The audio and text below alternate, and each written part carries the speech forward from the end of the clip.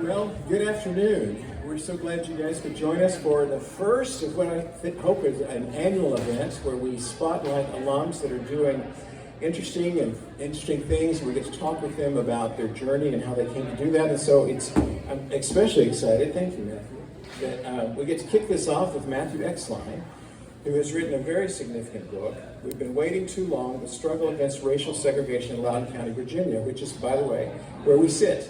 And so this is part of the history of the county that we call home. So Matthew, welcome. And we're glad to have you here and glad to welcome our folks online as well, and the folks here in our coffee shop area. So as we kind of get started, let me just ask a general question. You know, as a historian and someone who's interested in lots of different things, what led you to write about this particular topic? Well, thank you, President Hay, and everybody who's here. I can't tell you how honored I am to be here in this spot talking about one of my favorite subjects in one of my favorite places. So I'm really honored to be here. I also want to thank Adriana von Helms, who did a great job of putting this event together for us.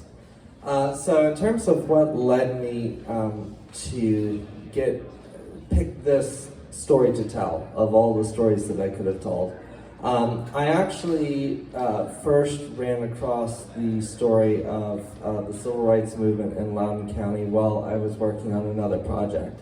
While I was a student here at Patrick Henry, I was involved in an effort to help the town of Leesburg make a documentary film about the history of the town.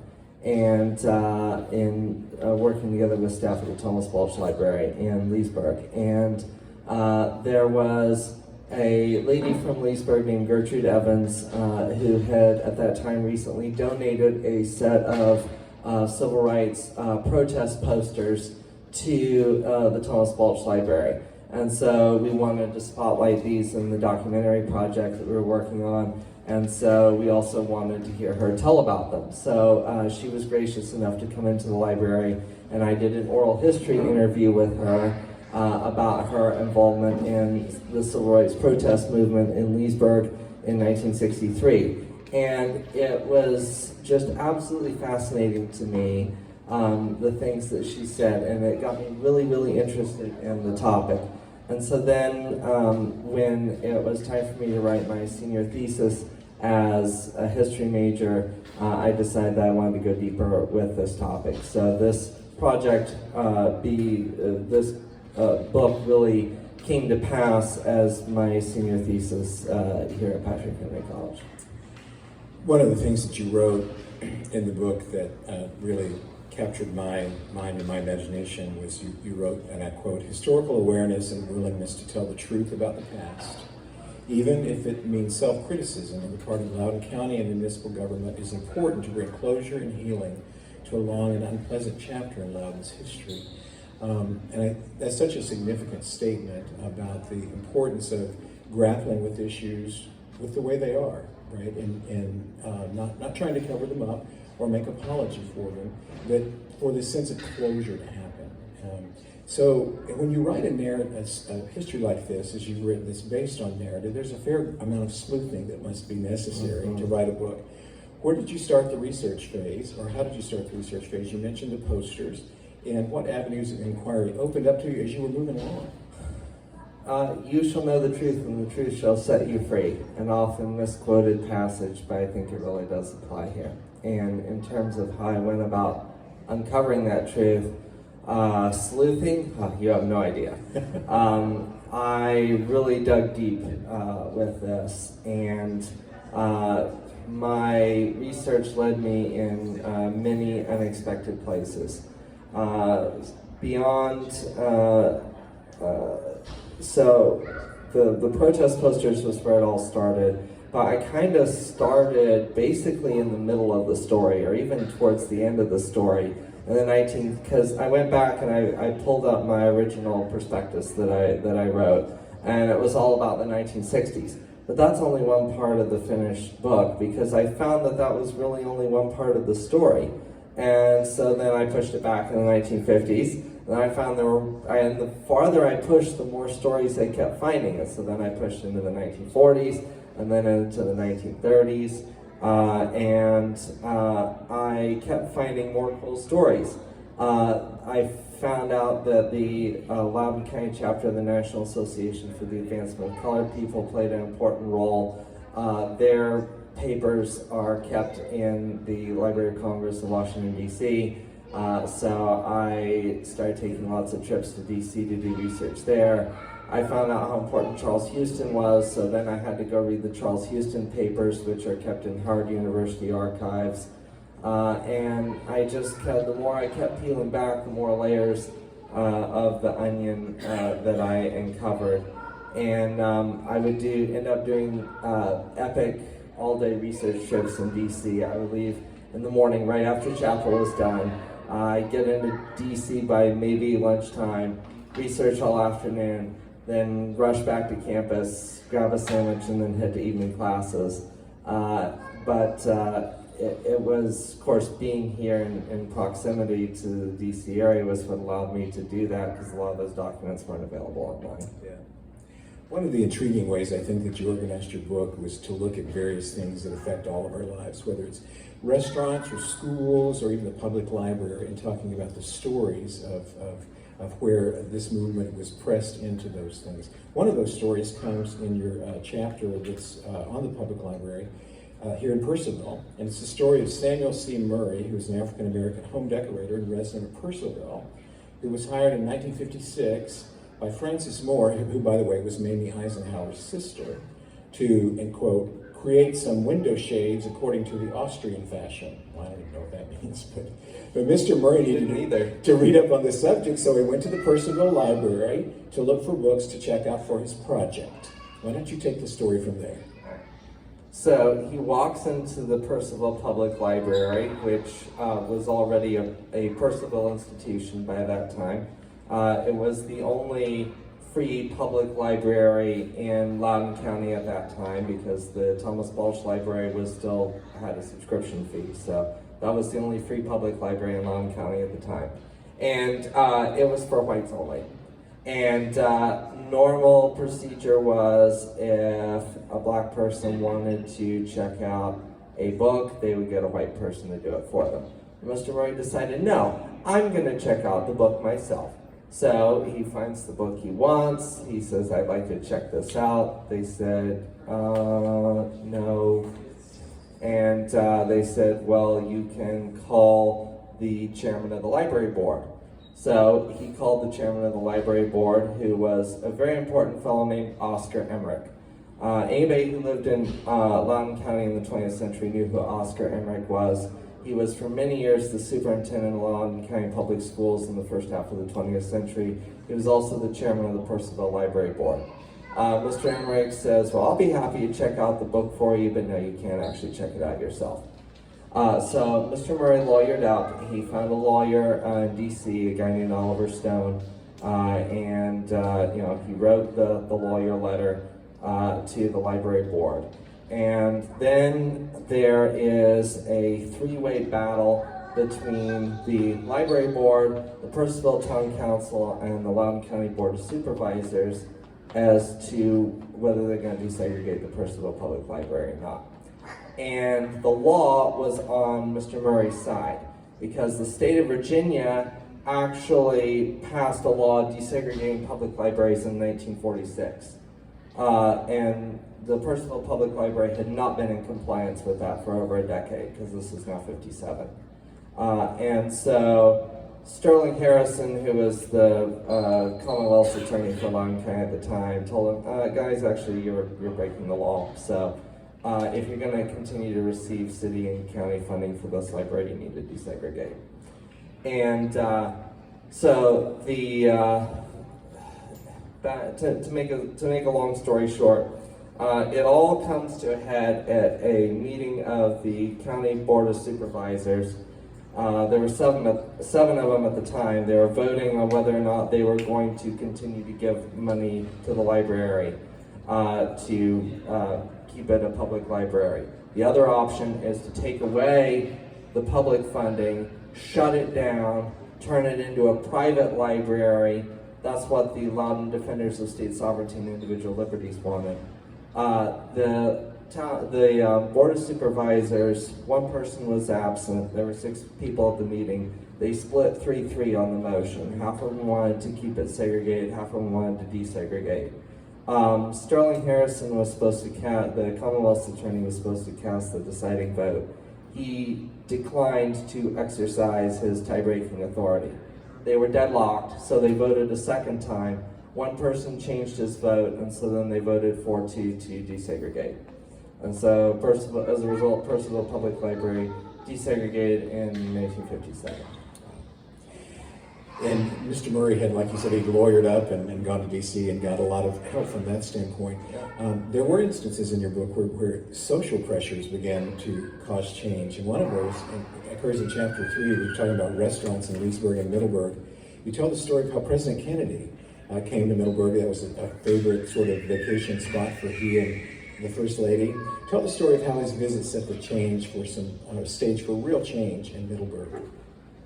In Book 3, Chapter 5 of Lord of the Rings, one of my favorite books, Gandalf tells Aragorn, Legolas, and Gimli, he says, Merry and Pippin were brought to Fangorn, and their coming was like the falling of small stones that starts an avalanche in the mountains. President Kennedy visiting Glenora in Middleburg in early 1961 is the fall of small stones that starts the avalanche of desegregation of restaurants in Loudoun County. Because you have to understand, before that, in Jim Crow South, including Loudoun County, if you are black and you want to eat at a restaurant, restaurants will not serve you. If you want to eat at a lunch counter, which is the era's equivalent of fast food, they will sell you a meal, but you cannot eat it there at the counter. You have to either stand at the end of the counter to eat it, or you have to take it to go. President Kennedy rented a estate in Middleburg called Glenora, and he descends like a whirlwind on sleepy Middleburg, population 663 at the time, with his entourage of servants and Secret Service and the journalists, the press pool that follows him everywhere. And Middleburg is kind of caught like a deer in the headlights in the national spotlight when he shows up. Activists from Howard University seize this opportunity as a perfect moment to use this media spotlight glare to get some additional pressure on Middleburg.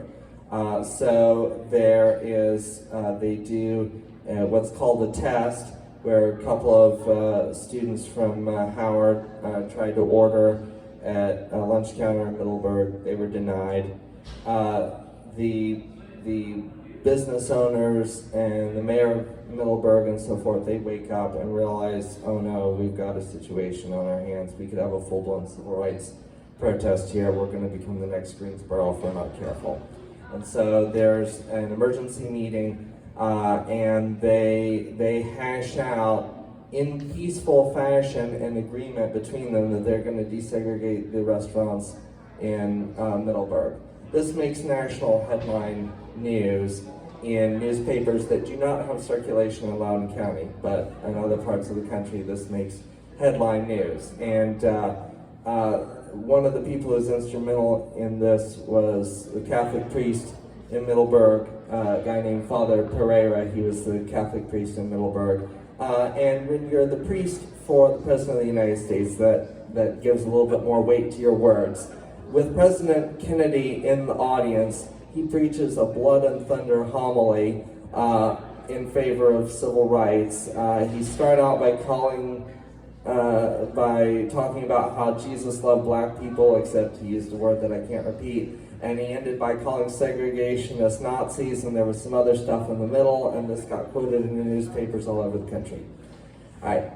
Then Leesburg suddenly wakes up and realizes that Middleburg has desegregated, and there is a spontaneous grassroots meeting of the African American citizens of Leesburg. They have a meeting at Douglas High School in the gym. There's about 400 African American citizens of Loudoun County in the gym, and they vote that they're going to have a sit-in demonstration at restaurants, at lunch counters in Leesburg. Leesburg authorities find out about this, they're panic-stricken. They can't have this happening. They don't want to, Leesburg doesn't want to turn into the next Greensboro either. So George Babson, who was the mayor of Leesburg at the time, and a businessman named B. Paul Harrison, and a couple of pastors, and some African-American representatives, they hastily organized an emergency meeting with the owners of Leesburg's 4 drugstores. And they meet at St. James's Episcopal Church in Leesburg. They, the African American representatives present their case, and one by one they talk each of the drugstore owners into desegregating their lunch counters. There's a delightful written account of this meeting by B. Paul Harrison, who was there, so it's kind of like a fly on the wall perspective in what was otherwise a closed meeting. One of the drugstore owners, a guy named C.M. Snow, he was originally from Alabama. He was like, segregation has always been he starts by making excuses. He says, segregation's been a way of life for me. I never really thought about it, but listening to you all talk about this has kind of opened my eyes. I guess it's time to change. Count me in. I'll desegregate. And so within a couple weeks, all 4 of the drugstores in Leesburg have desegregated. They do tests where local African Americans go and eat at them, and service is prompt and courteous, and that's that. And no massive sit-ins needed. But it's President Kennedy showing up that started this ball rolling. That was the external pressure that was necessary to achieve this breakthrough. It's such a great story and a great piece of history when you think about it, the power of presidents to move things like that. You're now in the 2nd edition of your book, and the preface to the 2nd edition, you make mention of people that have contacted you over the past 10 years, because there's a lot of personal narrative and it maybe even challenged or questioned some of the personal narrative. So as a historian and as an author, how do you grapple with that kind of feedback? Is it instructive? How do you deal with that?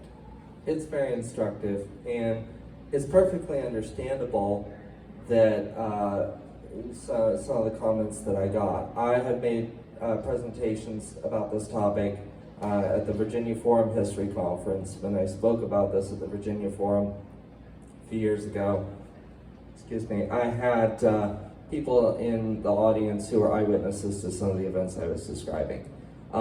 It's understandable that some of those folks might have a different perspective. One particular comment I got, the one that you're referring to specifically, is somebody who was there challenged my characterization of the founding of the National Association for the Advancement of Colored People, the local chapter in Loudoun County. And she was questioning whether there was really a disagreement or a falling out between John Wanzer and Elizabeth Weissenberry, which I talk about in chapter 1 of my book. John Wanzer was the president of the Countywide League. He was a very respected African-American businessman and civic leader in Loudoun County. It's very understandable that it would be desired that people at the time would like to remember it as being that the local African American community was always completely united and spoke with one voice. I can appreciate that, but that is not actually what the historical record says. This is ultimately a historiography question. It really goes to the heart of what history is. What is history? Are the postmodernists right? Is history just a babble of different voices? Clifford Geertz said, history is stories we tell ourselves about ourselves. Now, did the postmodernists really have the last word on that? There is a grain of truth to that, but no, they don't get the last word on it. Time to quote that great Roman philosopher, Pontius Pilate, when he is confronted with Jesus. In frustration, he throws up his hands and says, "What is truth?" Truth is standing right there in front of him, of course. Truth, with a capital T, is a person. We know him. We have a relationship with him. But David Hackett Fisher points out that as historians, we cannot tell the whole truth with a capital T.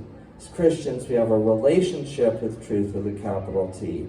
But as a Christian historian, I cannot tell the whole truth. However, I can tell small truths with a lowercase t, and I compile those smaller truths up to make bigger truths.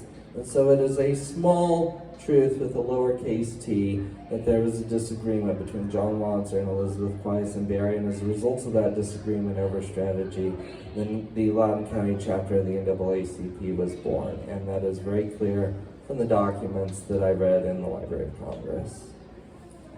Great. I'm sure there were times in your project when it felt like you'd hit a roadblock, or because there's so much of you that's poured into this. How did you get around it? Perfect example of that is newspapers. Old newspapers are a gold mine. I call newspapers the rough draft of history. Now, what happens when all the newspapers go out of business? That's a topic for another day. But I actually found out what happens when some of the newspapers go out of business, though, because in the 1950s in Loudoun County there were 2 newspapers, but the Blue Ridge Herald went out of business in 1958. And by the 1960s there was only 1 newspaper in Loudoun County, and that would be, and I'm ready to name names, that would be the very anti-civil rights and very much on the wrong side of history Loudoun Times-Mirror. Sorry, that's true.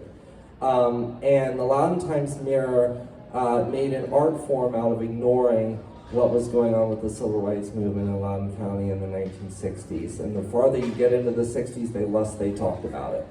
And so that was a real roadblock for me, because I knew stuff was going on, because eyewitnesses were telling me about it, but it was not covered in the local newspapers. So I had to get creative to find ways around that roadblock. And I tried some things that didn't work. I thought maybe there was radio coverage. So I spent some quality time listening to tapes from Leesburg's old AM radio station, WAGE. I heard some very interesting things. I heard the dedication of the FAA Air Traffic Control Center in Leesburg. I heard commercials for Wide Track Pontiac, but I did not find anything about civil rights, so that was a dead end. But Google to the rescue, because Google, at the time I was doing my research, had recently launched a new service called Google News, and they had thrown onto Google News scanned and OCR keyworded archives of random newspapers, historic newspapers from all around the United States. It was completely random what they had, but you could bring all kinds of stuff up with a single keyword search. And so I started finding coverage of the events that I was looking for, not in local newspapers, but in random other newspapers from around the county that ran wire service articles talking about what was going on in Loudoun County. Without Google News, I would never have found any of those, because the only way you could ever find those would be to have a database and keyword search. And that was a brand new development in 2010, and Google had thrown all that stuff up there for free. Actually, a lot of that stuff's not free anymore, because after a few years, they figured, hey, why give this away? We can charge people a bunch of money for it. So now all that stuff is paywall, but when I was doing my research, it was free. Did any of the newspapers that went out of business, did they archive anything on microfiche or microfilm? Yes. Fortunately, the old newspapers, they are available, but at least at the time, it's hit or miss whether they've been digitized or not. Sometimes some of them have been digitized, I'm sure some of them have probably been digitized since 2010. Some of them are only available on microfilm, like when I was doing my research, the Washington Star, which was a big city, big important newspaper, had not been digitized. It was only on microfilm. So I got to spend some quality time fast forwarding microfilm through the Washington Star. Very interesting stuff. And some of it hadn't even been microfilm, like the Blue Ridge Herald. There's a bound edition of print copies of the Blue Ridge Herald at the Thomas Balch Library, which is probably the only existing copies, and I flipped through it. That's good. You know, when you think about, and we have some current students in our audience today that are aspiring writers, aspiring historians that want to write at some point, what advice would you give them? Learn to write. Learn history. Learn, because we have a problem in this country. We have people who write well who don't know history very well, and they write best-selling books, and those books wind up on coffee tables. Then there's people who know history very well, really well, but they don't know how to write very well. They write books that are published by fancy academic presses, and nobody ever buys them or reads them because they're too poorly written. You have to find a way to bridge the gap. You have to be both good at writing and good at history. Most important of all, though, I think you have to learn how to think like a historian. And there's a special way of thinking that is part of learning to think like a historian. And I can't, if I could sum it up in a single sentence, I would. I don't think I can. It's part of it is you have to develop your own philosophy of history. You have to come up, as a Christian, you have to come to your own understanding of the intersection of God's providence and man's free will. You have to come to your own understanding of how much of what the postmodernists said is right and how much of it is wrong. You have to be able to make connections between seemingly unrelated historical events and trends that nobody else will notice. You have to be able to try to get rid of anachronisms in your thinking. But you also have to be able to bring moral judgment to the table. But you need to learn to think like a historian, because when people who are well-meaning but they don't know how to think like a historian, they try to write history, it can miss the mark in subtle but important ways. I've read history books written by lawyers, I've read history books written by theologians, I've read history books written by businessmen. They all thought they were doing good history, and they may do good history, but their books miss the mark in subtle ways because they're not thinking like historians. They're thinking like lawyers, or they're thinking like theologians, or they're thinking like businessmen. And you do the history of everything, and if you're a Christian, you should certainly never set aside your moral compass or your theological beliefs, but you need to learn to think like a historian and write like one in a good way, not boring. Well, it's a good point, and I think as in any discipline, you know, you have to go wide before you can go deep, right? Have you, at this point in your career as a historian and as a writer, have you zeroed in on a part of history that you would say, I really want to stay here in terms of becoming a subject matter expert?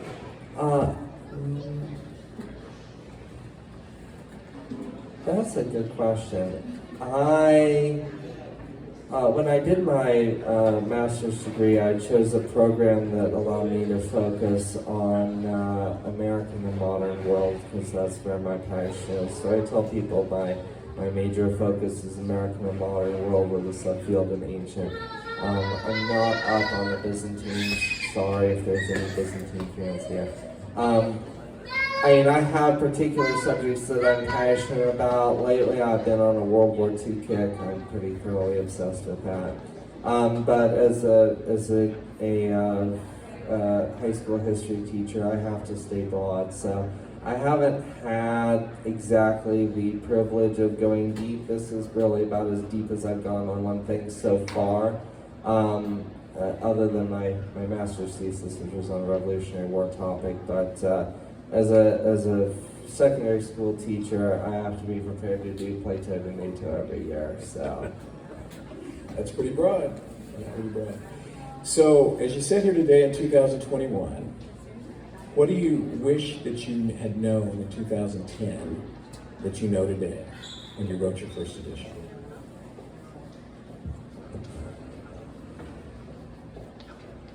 I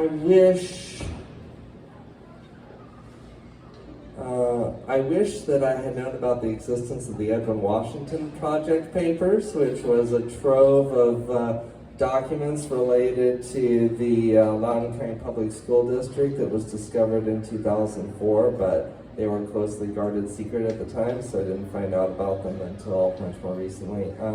More broadly, I think I wish I'd had a little more confidence, I guess a confidence that comes from experience in writing history.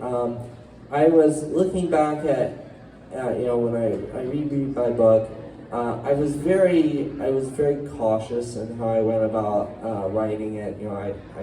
I slowly and methodically built up my evidence to prove my points. I never made generalizations unless I had absolute proof to base it. I guess if I were doing it over again, I might be willing to be a little bit bolder in taking risks and a little bit more confident in some of my analysis. But that's really only something that comes with history and having written lots of other things since then. Well, just a last comment from me, and then I'll let you make some final comments, and I'd like to open it up for questions that you guys may have. Conclusion of your book, you make a statement which I find is really kind of at the heart of at least what I think when I read your book. And I quote, "The events that led to the abolition of racial inequality in the 20th century are the foundation upon which a country that prizes justice for all its citizens, whatever their skin color, can continue to be built on in the 21st century." It's a very hopeful statement, and in a world where we don't see a lot of hope sometimes, it's helpful to see only glimmer. So thank you for writing this book, for the research and for the spotlight that it puts on a very important history. So let me turn it over to you for any closing thoughts, and then we'll open it up for questions. Well, thank you. And I wrote this, I picked this story out of all the stories I could have written because it blew my mind that this is how things were in modern, suburban, sophisticated, wealthy Loudoun County, Virginia, recently enough that there's still people walking around who remember it. And little bits and pieces of the story have been talked about before, and nobody had sat down and told the story from start to end. I felt like it was an important story that deserved to be told. In the 10 years since I first started work on this, I think there has been a much greater awareness of both on the local level on civil rights and nationwide as well. And I think some entities in Loudoun County, I think, have done a really good job of talking about their history. Particularly Loudoun County Public Schools, I think, has really been a model in being honest with their own history, which is challenging because they're responsible for teaching students about this, including their own failings. In 2012, when they opened the new state-of-the-art Frederick Douglass Elementary School, it included a professionally crafted installation on the history of civil rights in Loudoun County, including the school district's own role in it. And so I think Loudoun County Public Schools has done a really good job of that. There's some other organizations in Loudoun County that I think could stand to learn a lesson from that. But I felt like this was a really important topic, and I was, with the events of last year, I was motivated to get this, to put the manuscript through one final set of revisions and then get it published so that people who want to read this story can have access to it, and I felt like that was hopefully my small contribution to really the conversation with a little piece of local history with national significance. Thank you, Matthew. Please join me in thanking Matthew for his time.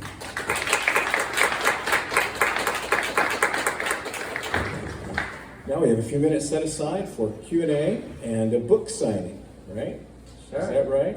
I do have some books with me. And 30% off Amazon. There you go. Get them while they last. Yeah. So what questions do you have? Yes, sir. Yeah, it's more of just a, I guess, habits question.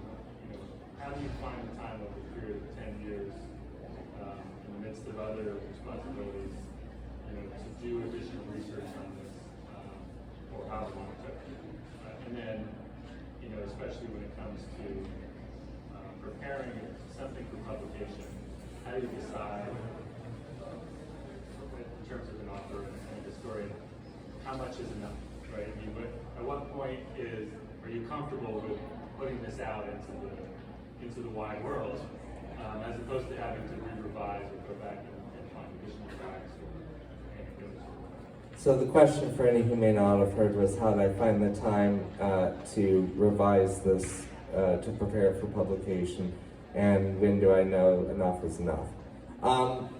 I found the time because I'm weird and I enjoy this and I'm obsessed, so that's how I found the time. Up to a point though, I had an offer to publish from an editor who, he didn't want to publish the whole thing. He wanted me to cut it back down to the length of just an article and put it as an article in a collection with other articles. And I sat down and I stared at an empty Word document and I just couldn't do it. So that was a little too much. But I found the time, and COVID helped. That was part of that was my lockdown project last summer.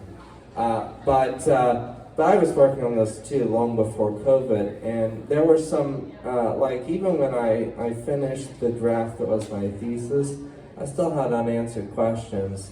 And I went back and researched some of those in the year or two after I graduated. There were some nagging questions that I hadn't quite been able to chase down the answers to, so I found I was able to tie up a few loose ends. In terms of when enough is enough, no, it's never enough. There is always more to do, but I am a recovering perfectionist, and so at some point, done is good. And I decided that 11 years of intermittent work was good enough, and so once my wife was good enough to do one more read through to catch a few more typos, then we formatted it, and that's it. And if anybody finds any more typos, please don't tell me. Oh, I like that. Other questions? Yes, sir. Thank you both, Matthew and President Hay. This was really fascinating. As somebody who's currently also working on my own historical research projects, I'm always sort of interested to probe some of the themes about kind of historiographical theory that you brought up, Matthew. And specifically, you kind of framed for us your hesitation to embrace some of what you were seeing in the postmodernists when you talked about things like, history being a story we tell ourselves about ourselves. I kind of wanted to ask you about the flip side of that coin, which is, as a sort of thoughtful Christian historian who's trying to approach this with your Christian faith firmly in mind, what are some valuable things you feel like you've mined from the postmodernists and sort of postmodern approaches to history that, what sort of wheat have you sifted from that chaff, I guess is a way of framing it. I love PHC students. The question, if anyone missed it, was, is there any value in the postmodern historiography? I think there is. Don't kill me. I think there is. How much time do we have? We can also, Yeah. I'm literally working on a history PhD, so if you want to talk shop later, We can talk shop later, but I'll give you the short version. it is a valid observation that there are competing viewpoints. So, for example, in civil rights history, the person who is an elderly gentleman from Alabama, if he's elderly in the early 1960s, that means he was born shortly before the turn of the century. He has one viewpoint. The African American college student from Howard University who is asking if someone would please serve him a sandwich also has a viewpoint. It is a valid observation that those viewpoints are going to be different. The historian somehow has to make sense of this cacophony of voices, but where the postmodernists stray is to jump from that observation to throw up their hands and say, we can't make sense of the babble of voices, and not only can we not make sense of the babble of voices, but it is not possible to know what happened in the past. And that's not just throwing the baby out with the bathwater, that's throwing the whole elementary school out with the bathwater. And more recently, some historians have started to back off of that extreme postmodernist view because they realize that if they keep going with that line of thought, they'll destroy their whole discipline, and they'll lose their cushy tenured jobs when their department gets shut down and turned into a chemistry lab, which in fact is exactly what has happened at some public universities. So the postmodernists have some good thoughts on recognizing different voices and trying to sort out whether certain voices should be weighted in a certain way, if they should all be weighted equally. Having a healthy dose of skepticism for your sources. Just because Herodotus said there were gold-digging ants doesn't make it so. But they are wrong that history is a mirror that only shows us ourselves. There is an objective truth about what happened in the past. We cannot find all of it. We cannot find the whole truth. We can find parts of it. We can build up small t truths, and that is an endeavor that is worth doing, even if we cannot know the whole truth, and even if we may make mistakes along the way. I'm sure some other historian someday will come along and be happy to correct my mistakes. Bart. Matthew, you talked about if you had gone back, you would have been more confident about some things. What are some of those things to be more confident? You mentioned generalizations. I also kind of wonder if I didn't sense a moral judgment, right? I mean, as you're dealing with this, people can get very bent out of shape, but on the other hand, you need to tell the truth. Mm-hmm. And it's a very painful truth, and it's a moral examination, both of yourself, right, as you're approaching this, and also of a wider community and people's ancestors. And is that one of the things that has changed as you've just grown as a person, as you've gotten older? We've all gotten older, right? There's only one way to go. The gray hair says so. Yeah, is that something that has changed? You know, is that one of the things that's changed for you as a historian as you progress? Moral judgment. I don't know. Confidence and moral judgment, is that one of the things that's changed for me? I don't know. I guess you'd have to read all my works over the years to figure that out. But in my opinion, I would think not. In terms of the moral judgments that I put into this particular book, I address that in my conclusion. And I talk about how it is tempting to start identifying heroes and villains. To say, John Wanzer, Charles Houston, they're the heroes of this story because they're on the right side of history, and that Sterling Harrison and J.T. Hearst, yes, as in Hearst Road right over there, are the villains of the story. And I actually warn against that way of thinking because it's not that the people who were on the good side that makes them inherently good, or the people who were on the bad side make them inherently bad. I do, Sterling Harrison, for example, Loudoun County Commonwealth's attorney, one of the leaders of the Loudoun County Defenders of State Sovereignty and Individual Liberties, very much on the wrong side of history when it comes to civil rights. I do not think he is a bad man. I do not think he is a villain, because he is more complex than that, and I tried to suss out some of those complexities. So I actually cautioned against making sweeping moral judgments, and I think I would like to stick with that because I really think that these people are more complicated than that, and they can't be reduced to just their moral decision on this or their prejudices on this particular issue. But I also pull from that a warning and application for the current day, which is, if perfectly good people could be very badly on the wrong side of history on this issue at that time, what kinds of issues are perfectly good people of today on the wrong side of? And I think that should give us pause. We have time for one more question. Yes, sir. Is that me? Yes, you. Yep. Oh, okay. Thank you. It seems to me that, like, right now, people's ideas about where they're going in the future, in terms of like what America is going to look like racially, are really, really fragmented, and some people go to an extreme on one side, and the other group tends to go to the extreme on the other side. And I guess it seems to me that the basic idea that a lot of people accepted in the 1960s, a lot of people don't really hold anymore, or a lot of people don't find acceptable. Mostly those people on the extremes. But my question is, do you think it's possible to formulate an idea that most everybody can understand and get on board with? And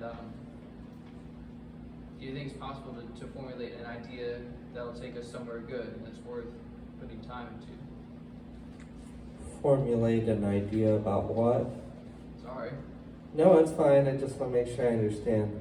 About how to achieve a better racial situation in America. Because I think most people would agree that the way things are right now is not the way we want them to be.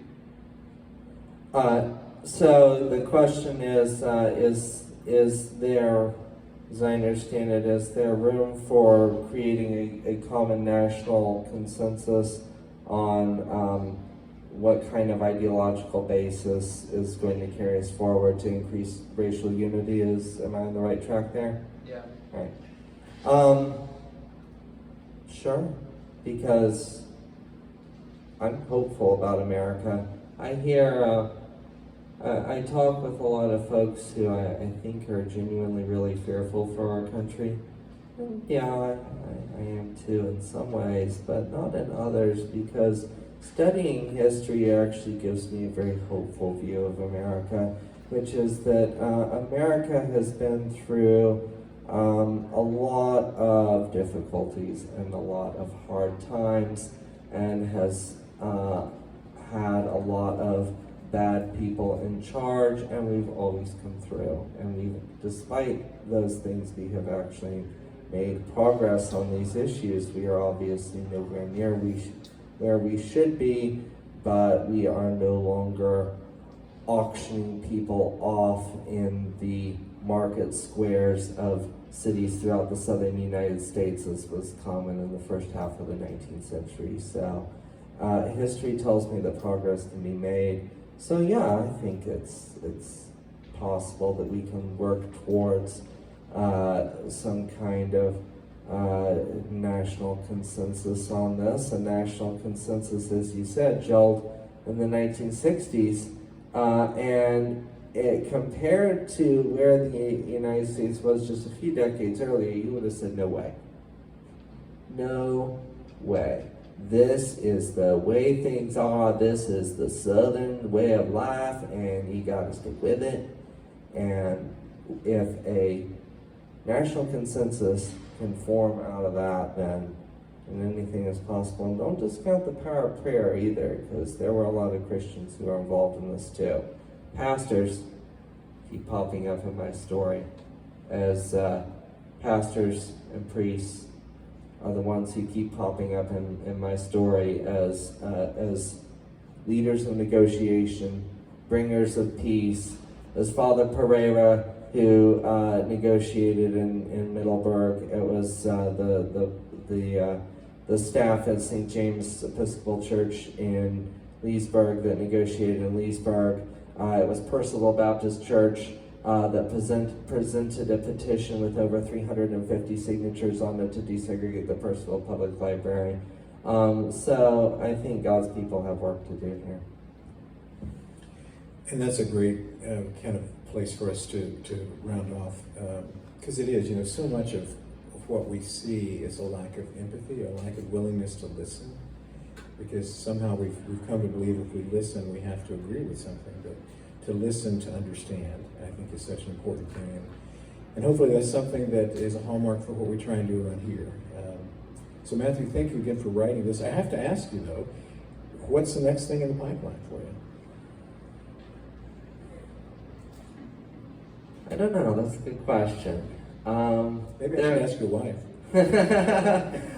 There've been a couple other books since then.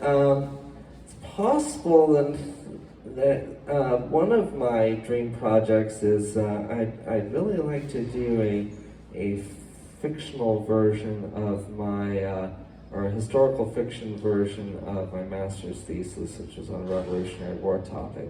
However, I find fiction writing does not come as natural to me as nonfiction writing, so I don't know if I'll ever be able to pull that one off. But you'll have to stay tuned, I guess. Well, we wish you well, and we wish you Godspeed in what you're doing. So join me in thanking. Thank you, President Hannah.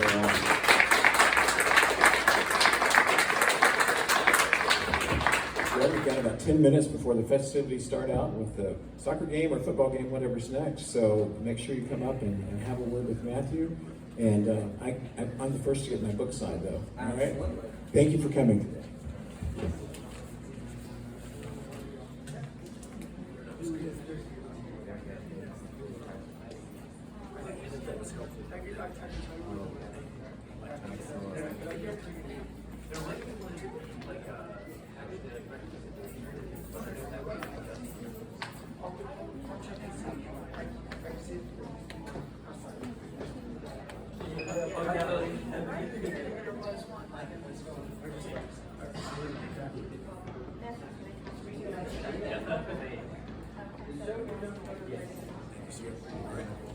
We see the dinner tonight? Absolutely.